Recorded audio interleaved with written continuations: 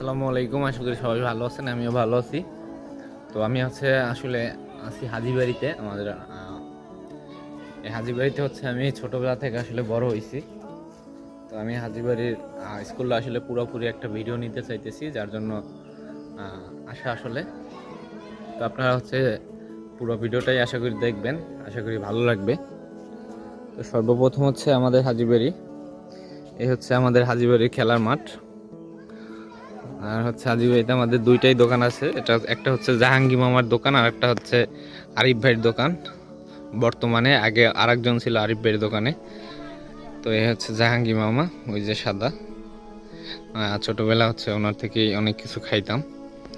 আর ওনার দোকান ওইটা।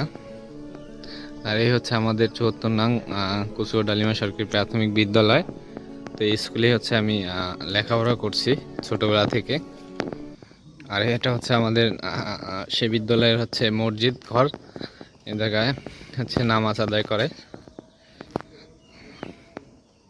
এই জায়গা দিয়ে আমাদের বিদ্যালয়ে ওঠা যায়। গরু যখন বন্যা হয়, তখন গরু ছাগলের জন্য এটা আসলে তৈরি করা, যাতে দুই তলায় আসলে আমাদের এই যা দুই তলা পুরাটাই।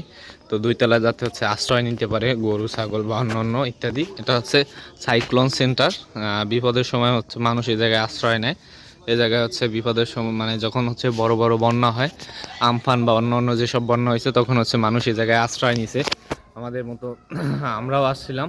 এই তিনতলায় আশ্রয় দেওয়া হয়েছিল, আশ্রয় কেন্দ্রে। এটা আমাদের স্কুলও আশ্রয় কেন্দ্র।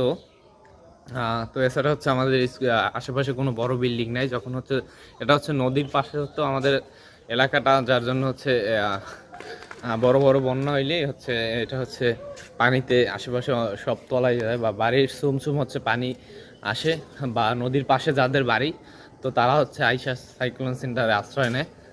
তো তো তখন আসলে খুবই ভালো লাগে। মানে আমি একবারই বন্যার সময় আসছিলাম এই জায়গায়, একবারই আবহাওয়া কেন্দ্রে। তো যদিও ওটা আগের পেজে ভিডিও ছিল, বাট আপলোড দেয়নি।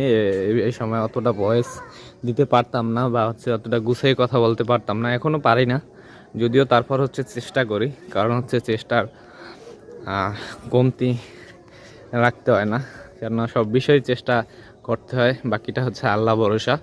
তো আজকের জন্য আল্লাহ হাফেজ। ভালো থাকবেন সবাই, ভালো থাকবেন সবাই। আমার জন্য দোয়া করবেন। ধন্যবাদ।